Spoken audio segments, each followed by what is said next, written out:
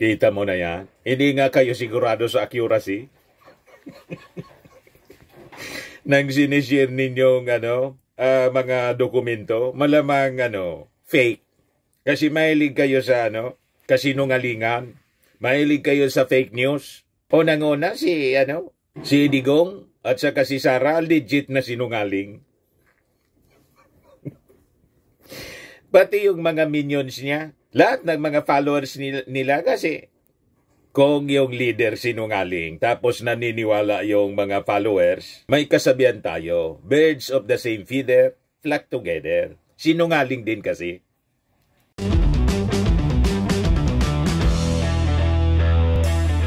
Ito naman po yung bago naming product na binibenta online.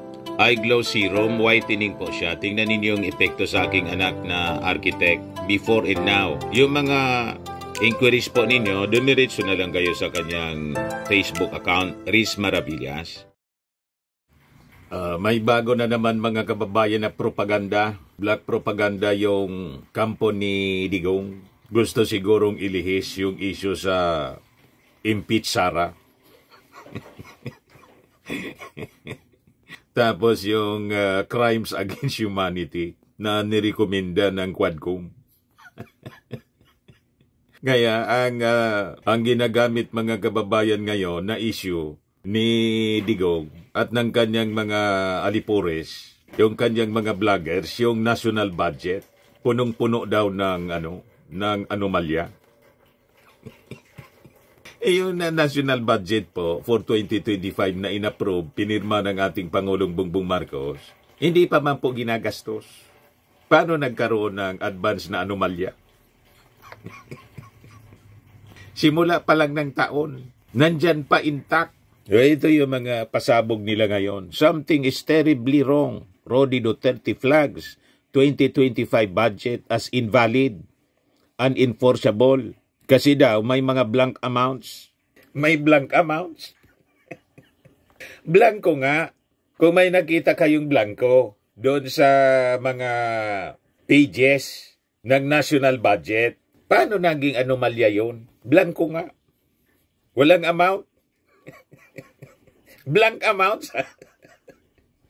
Di ba? Ayan sabi dito sa report ng GMA, Rodrigo Duterte Ongab. Ito si Congressman Ongab, kalyado nila, taga Davao. Flag blank items in 2025 national budget. Naging COA. Usually, ang nagpa-flag mga kababayan, yung Commission on Audit, tulad ng pag-flag, red flag, ng budget mga kababayan sa confidential funds ni Sara Duterte. Yun ang red flag at legit na flagging kasi ang nag-flag po, Commission on Audit mismo. Pero ito, at saka yung pondo po, yung confidential funds, ginastos na. Ito po, nagsisimula pa lang ang taon, pina-flag na ninyo. May ganon at inaakusan ninyo ng korupsyon yung ating administration. Hindi pa nga po ginagamit yung pondo. Nagsisimula pa lang yung taon. Wala pang ginagastos. Mga kababayan sa mga sinasabi ninyong pondo. But anyway mga kababayan, ibigay ko muna sa inyo ang kwento nila. Kasi massive yung kanilang mga propaganda. Ito yung mga post ng kanilang mga vloggers. Yung mga aso nila. Yan sabi diyan, on January 31, many groups will march in EDSA to make the government accountable for the most corrupt budget in history. This is not pro or anti-impeachment but anti-budget of 2025. This is not my list. This is a list being forwarded on Messenger. This is what I cannot vouch for accuracy. Kita mo na yan. Hindi nga kayo sigurado sa accuracy. Nang sinishare ninyong mga dokumento, malamang fake. Kasi mahilig kayo sa kasinungalingan. Mahilig kayo sa fake news. Unang-una si Digong at saka si Sara, legit na sinungaling. Pati yung mga minions niya, lahat ng mga followers nila kasi kung yung leader sinungaling tapos naniniwala yung mga followers, may kasabihan tayo, birds of the same feather flock together. Sinungaling din kasi. Tama pa, mga kababayan? Ayan pa, isa pang minion ni Digong, impeach BBM now. Gustong ilihis nila mga kababayan sa impeach Sara yung issue. Nililihis nila ang dapat na impeach si Sara kasi may nakapending na po na impeachment complaints. 3 nga po. At ang sabi, may pang-4 pang hinihintay. At sabi ng ating Pangulo, sa kanyang latest na statement, that is niya the mandate. Wala man anyang magagawa is to act on it yung Congress. Pero anya, wala sa timing. So ang ibig sabihin, kontra lang yung ating Pangulo kasi wala sa timing. Pag dumating na yung tamang timing, impeach Sara na. Ngayon, gusto nilang baliktarin. Impeach BBM na. Ayan o, mga kababayan. Ang sinasite nila yung anomalos, iskandalos. Yan o.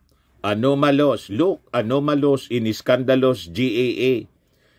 2025. This is how the present administration allocate taxpayers' money. Yan o. Ngayon, sabi ng isang minion nila, hindi man sila sigurado sa accuracy ng sinishare na mga alleged documents. Ito yung mga sinasabi, ang liliit. Hindi mo mabasa.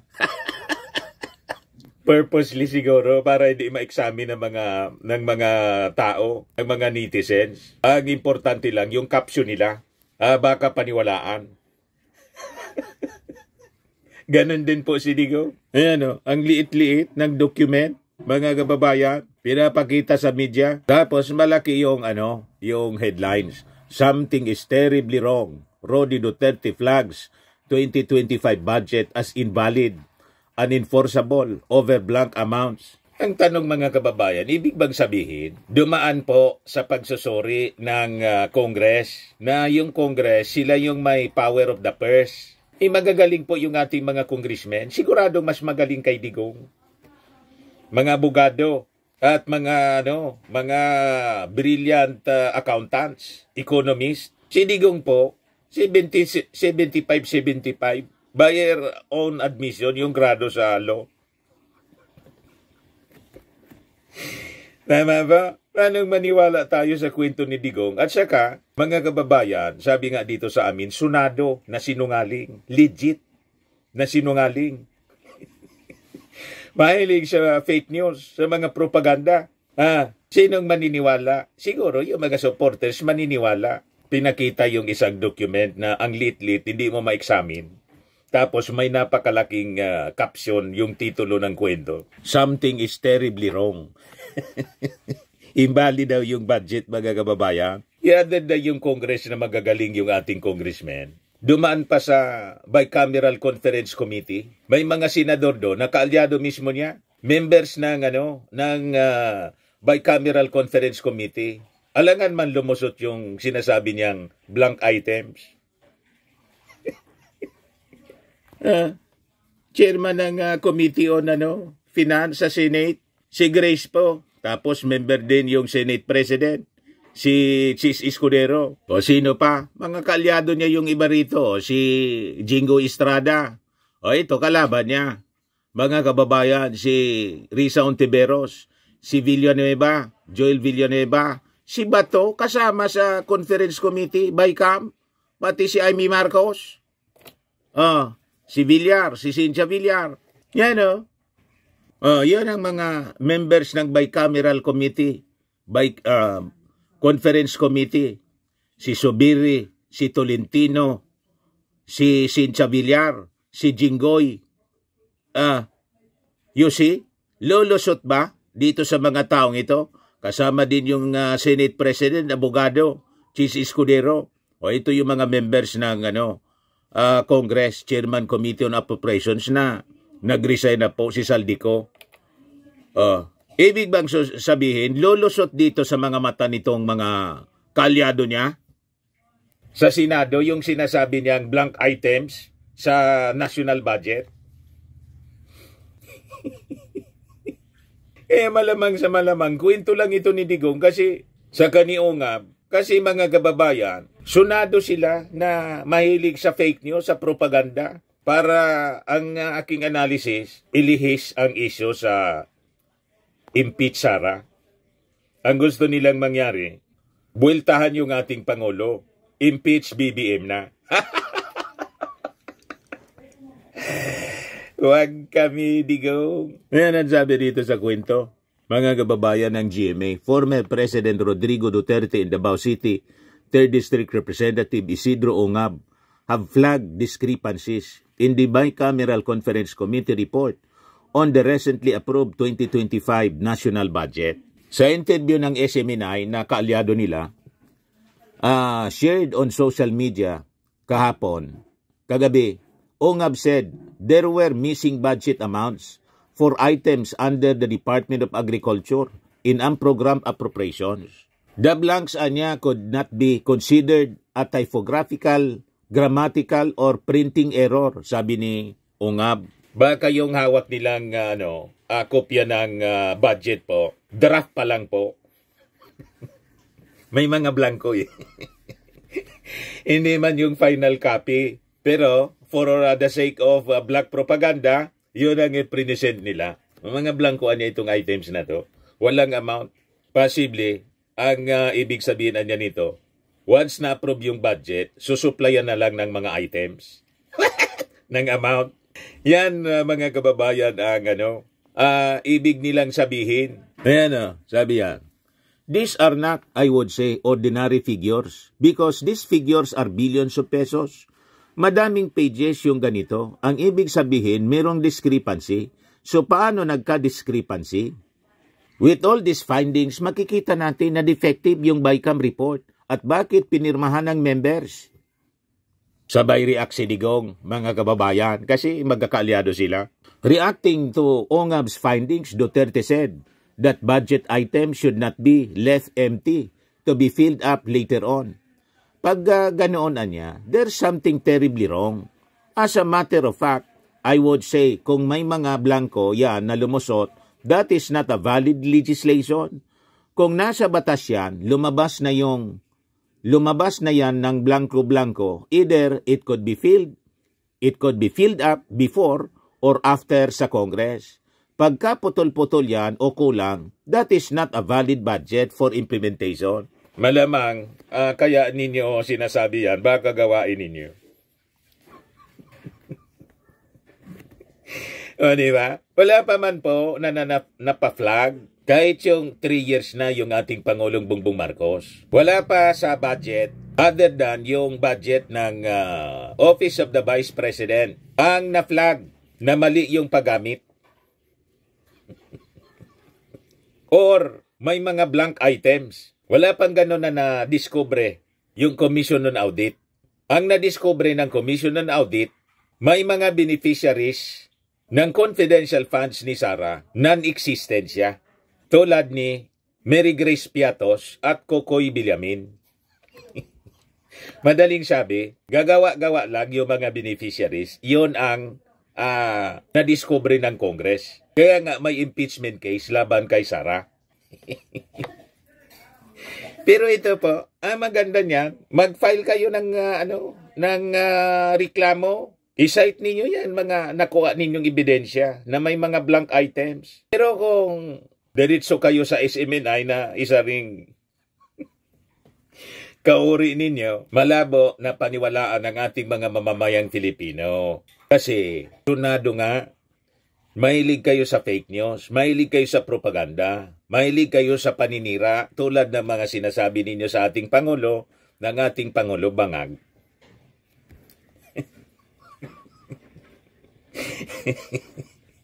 Diba? Kaya kailangan ipalitan ni Sara Duterte kasi bangag. Mga blanco daw yung mga items. Paano mga blanco yung items? Blanco nga, di walang nakasulat. Paano nagkaroon ng items na blanco? Di pati yung pangalan ng items, blanco din. Walang nakasulat. Hindi man namin ma-examine po yung document na pinapakita ninyo kasi ang liit. Kayo lang nakaintindi niyan. May mga highlight pa. Oh. Kayo lang naman nakaintindi niyan, hindi naman namin ma-examine. At sabi ko nga, paano lumusot sa BICAM? Nakaramihan sa BICAM, lalo sa Senado, kaalyado ninyo. Nandun si Amy Marcos, nandun si Tolentino, nandun si Mark Villar, nandun si Cynthia Villar. Lulusot ba yon sa paningin ng mga kaalyado ninyo? Nandun din si Bato. Authentic, may butas. Nandyan si hindi papayag din ito, anti-Marcos din ito. Nandyan si Risa Ontiveros. Papayag ba si Risa Ontiveros? Ibig sabihin, di yun re-review ni Risa Ontiveros, lumusot. O di lumalabas, mga ob-ob, yung ating mga senador. All the members ng BICAM, mga ob-ob, nagsabuatan ba sila? At kasama sa kasabuat, si lumusot napirma na ng ating Pangulo, ni-review pa ng ating Pangulo, kasama yung Executive Secretary na dating Chief Justice ng Supreme Court. Ipapahamak ba ng Chief Justice, ng dating Chief Justice at Executive Secretary, pati ni Enrile? Sila yung mga nag-review. Ipapahamak ba yung ating Pangulong Bongbong Marcos sa budget na yan? Siyempre hindi. Lalo lagi kayo nakabantay para iluklok si Sara. Ito mga aligasyon ninyo. Malabo na paniwalaan ng ating mga mamamayang Pilipino. Mag-file kayo ng formal na reklamo para ma-examine yung mga documents na sinasabi ninyo. Yan sabi ni Digong, it's not only inaccurate, but I think the budget is in totality is invalid. That is not allowed by law. I would like to remind Congress. Mali po yan. Lumalabas, mas magaling mga kababayan si Digong at saka si Ungab, dalawa lang sila, mas magaling pa sa buong Kongreso. Yung Kongreso has the power of the purse. Since the beginning mga kababayan, sila yung nag-ready, nagpe-prepare nag-approve ng budget. So, Digong in Ungab against the whole Congress at ng Senado. Mas magaling kayo. Kasi nakita ninyo yung diferensya. Lumusot pati sa mata ni Bato. Kasi si Bato, kasama pala sa BICAM.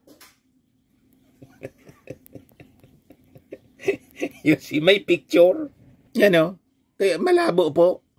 Malabo ang kwento ni Digong. Sabi niya he said, anyone who tampered with the budget could face criminal prosecution.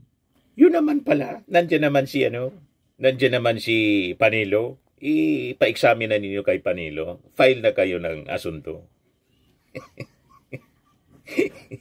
Di ba? Hindi yung kwento kayo ng kwento. Mag-file na kayo ng asunto.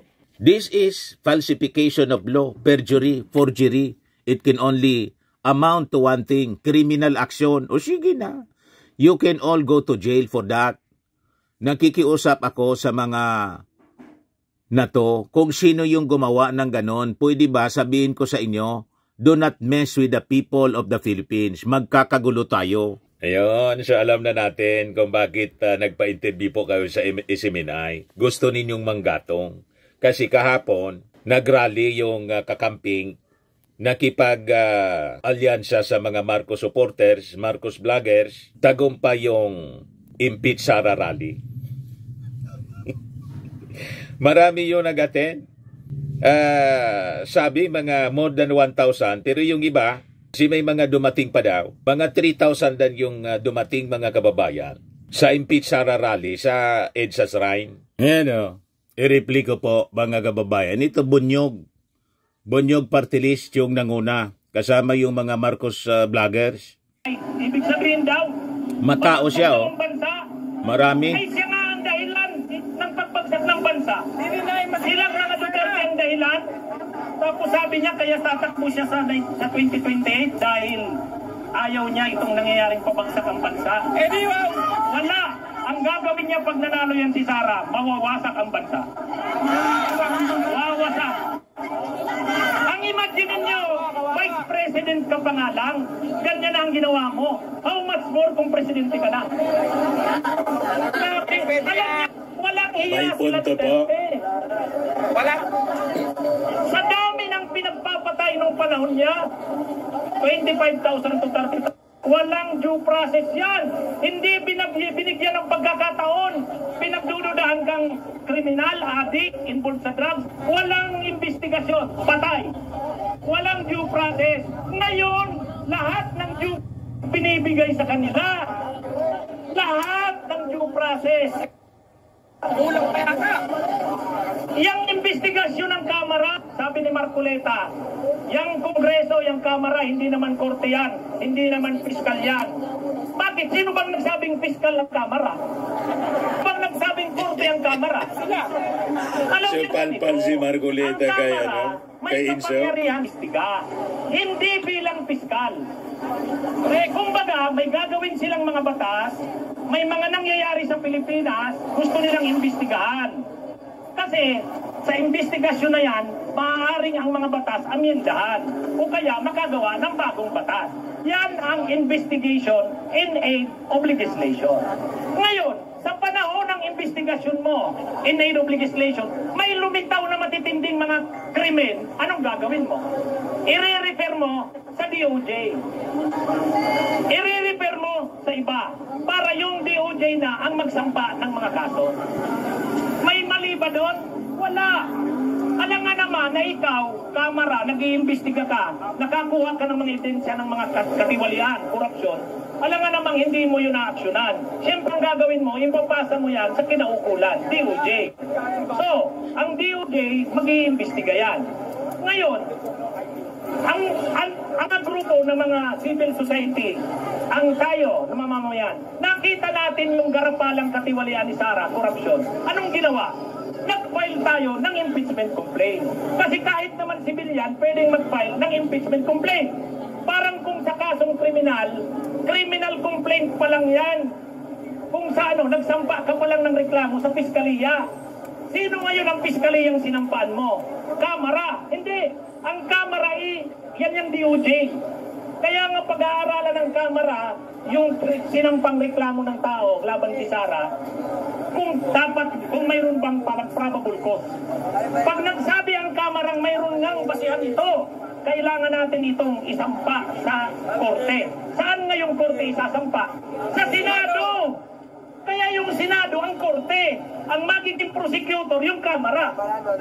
Tayo ang complainant. Yes! Diba? Sino ba ang complainant? Tayo! Tayo! Ang nag-represent sa atin, sila Franz Castro. Diba? Yung tatlong final na impeachment complaint sa ngalan ng mamamayang Pilipino, final nila yon. Tayo ang complainant. Saan natin isilampa? Sa Kamara. Ang Kamara ngayon ang magtitingin kung may basihan. Pag nakita ng Kamara na may basihan, isasampa sa korte. Sino ngayon ang korte? Ano? So, yun ang due process. Yun ang due process. Yun ang gusto natin. Anong pinagsasabi nila na inaapi si Sara? Anong pinagsasabi? Ang Kamara daw, umaaktong Kamara at korte. Mali. Ang sabi ni Enrile, ano ba itong iglesia? Hindi nila pwedeng bawalan ang impeachment kasi constitutional right yan at constitutional process yan. Correct. Diba? Kapag hindi inaksyonan ng Kamara yan, at kapag ang gobyerno, mga nakaupo sa gobyerno, hindi inaksyonan yan, lumalabas na parang natakot. Parang hawak sa liig ngayon ang mga kongresista. Pagka ganyan ang nangyari, dangerous precedent. Hindi maganda yan. Kasi ibig sabihin, kaya na palang takutin ng isang sekta na reliyon kapag nagrally sila. Hindi maganda yan sa demokrasya. So yan po mga kababayan, nakita ninyo, marami ang nag-participate sa impeach Sara. O ngayon, dahil sa rally mga kababayan, nagpa-interview sa SMNI Sidigong para ilihis sa impeach Sara ang kwento. Diversionary tactic lang po ito mga kababayan. Kung may base yung aligasyon ninyo, mag-file na kayo ng criminal case. Di ba? Kayo naman yung nagsabi na may pananagutan, di pa panagutin ninyo. Di ba? Huwag nang makiusap. Ituluyan na ninyo kung talagang may ebidensya kayo. Yan, nakikiusap ako sa mga na to. Kung sino yung gumagawa ng ganun, pwede ba sabihin ko sa inyo, do not mess with the people of the Philippines. Magkakagulo tayo. Ayan. Yan talaga ang laging gusto ninyong gatungan ang publiko na magkagulo sa pamamagitan ng propaganda. Ang problema, wala man pong sumasama sa inyo. Kaya nga po, yung maisog, hindi na ninyo tinuloy yung mga rallies. Sumakay na lang kayo sa INC. Ganun po yung nangyari. Nakisakay sila sa INC rally, peace rally. Kasi yung INC rally ay sumusuporta sa posisyon ng ating Pangulo na wag nang i-impeach si Sara. Pero may bago na ang statement yung ating Pangulo na kumbinsi po ni Enrile na it will become dangerous president. Yan yung diniscuss mga kababayan kahapon doon sa rally, sa impeach Sara rally ni Atty. Inso Recto.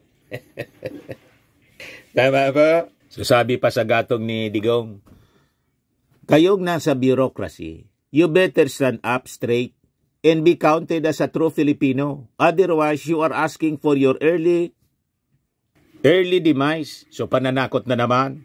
Nang ibig sabihin, mag-alsa yung tao, tapos tatanggalin yung mga nakaupo. Yan ang ibig sabihin niya. Pagbabanta na naman po ito. Pag nagkakudita, kita ninyo, pag nagkakudita ito, patay din. Patay dyan, baka una kayo. Ang ayaw ng sundalo, naghirap na nga sila para sa bayan, tapos nanakawan pa sila ng pera. Kita ninyo, naka-address yung panggatong niya sa mga sundalo. Hindi man po mga ub-ub yung mga sundalo. Ang mga sundalo remains loyal to the flag and to the chain of command. Ang chain of command po, kung sino yung nakaupong Pangulo, siya ang commander-in-chief na susundin, hindi yung dating Pangulo. Malinaw po na panggatong, gumagawa sila ng issue tungkol sa budget na yung budget daw invalid. May intensyon na singitan. May mga blank items daw. Yan ang akusasyon po ni Digong. Hoping na magagatungan yan yung mga sundalo. Kudita. Ganon ang mga pasaring. Malinaw po. Huwag kami. Wala nang maniwala sa inyo. Nag-declare na po yung Armed Forces of the Philippines. They are professional and loyal to the flag, to the Constitution. Hindi po sa kung sino-sinong mga nanggagatong.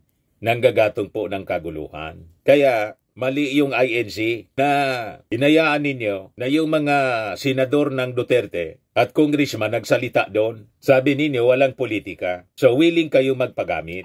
Pero malinaw na yung sinabi. Ang Kongreso will act and will uphold the rule of law. Hindi po sila pasisindak. Padidikta sa kanino mang sino mang grupo o individual. Naintindihan na ninyo?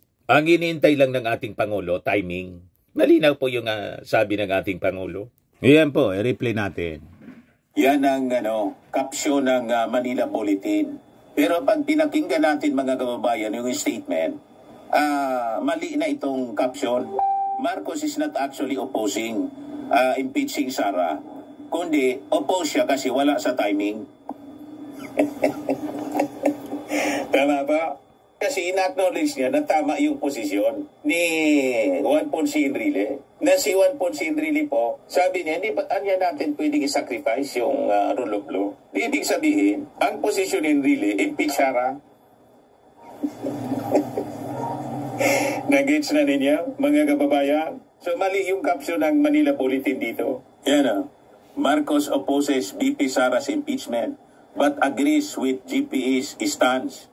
Ang stance ni GPA ay ituloy yung impeachment kasi mandato siya ng Congress, nakafile sa Congress yung mga impeachment complaints. Hindi pwede niya na dahil nagrally yung INC supporting the previous statement ng ating Pangulo, yung text na he is opposed to impeaching Sara, pero yung text niya nag-leak, hindi niya maaari kasi it will be detrimental.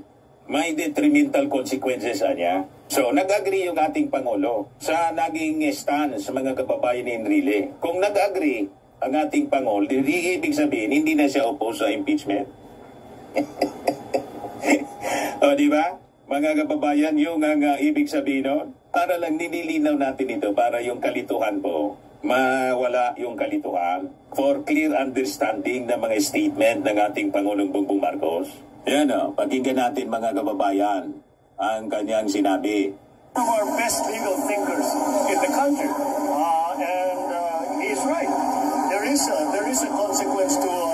There will be a precedence, and it will be very problematic.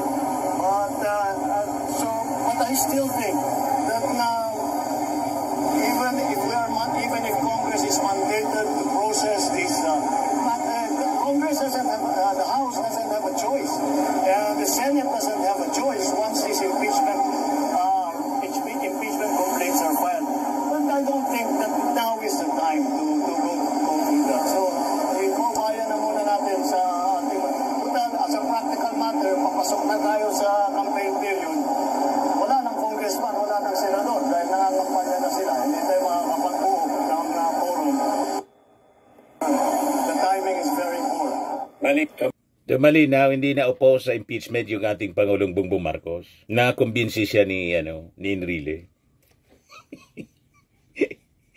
Ngayon, gustong ilihis ni Digong sa impeach Sara ang kwentuhan sa mainstream and social media. Kaya siya nagpa-interview. Huwag kami. Sa mga naghanap ng malinis and spacious fitness gym, pumunta lang po kayo sa aming Colossal Fitness Gym. We also offer Grab Car Rental with our brand new 2023 model ng Toyota Innova. We also accept booking for those who are planning to travel via PAL, Cebu Pacific, and other airline companies, local and international, and bills payment for Meralco Bills, PLDT, Aleco Bills, etc. Ang Colossal Fitness Gym is located at 3rd floor Security Bank Building, Landco Business Park, Legazpi City, Albay. For inquiries, look for Chilon Maravillas, contact number 0966-802-0949. Yan yung aming Innova. Lagi na pong matao sa amin. Pati mga foreigners po, tingnan ninyo. Mga British tourists sila. Ang lalaki ng katawan na, mga kababayan, nag-gym sa amin. Ito naman po, Indian National. Ito mga mga European sila. Ito naman yung bago naming product na binibenta online, iGlow Serum. Whitening po siya galing sa South Korea. Tingnan ninyo yung epekto sa aking anak na architect entrepreneur, Riz Maravillas. For inquiries, look for Riz Maravillas on FB. Ito naman po, Firmax Firming and Lifting Cream. Pinapahid po ito sa mga pulses and affected area. Mainam po ito sa mga pains at paninigas na mga kaso-kasuan. Ito po, Automax Radiant Serum. Sa mukha naman yung application. Anti-aging po siya. You will look 10 years younger than your age. Sa mga cancer patients naman po, baka lang gusto ninyo itong itry. Nengxia Red Mix Fruit Drink. Hindi man po siya gamot, food supplement siya. Kaya lang, gawa siya mga kababayan sa goji berry. Yung goji berry may anti-cancer properties. Yung mga inquiries ninyo, dumiretso na lang kayo sa aming messenger sa Facebook para masagot namin agad. Ayos po, ako po si Dante Maravillas. Bye-bye. God bless.